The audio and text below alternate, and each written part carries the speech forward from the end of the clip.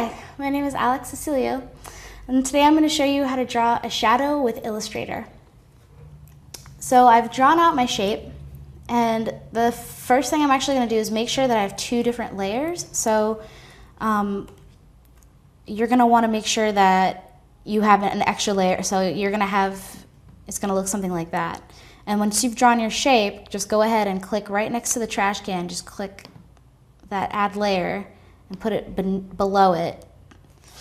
And then you're going to go ahead and go back to your ellipse tool if you're using an ellipse. Doesn't really matter, but you're going to want to stay true to the shape that you're using.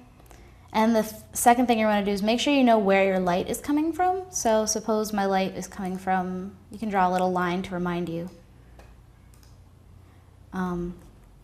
So if it's coming from there, your shadow will probably be right here.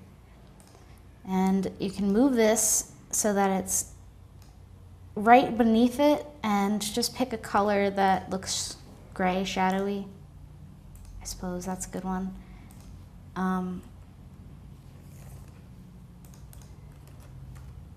Make sure it's actually on the bottom layer.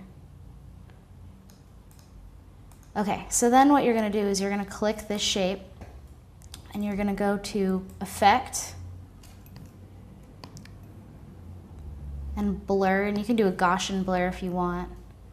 And this will just make your shadow look more realistic. And there you are, there's your shadow. My name is Alex, and this is how you add a shadow to something in Illustrator. Thank you.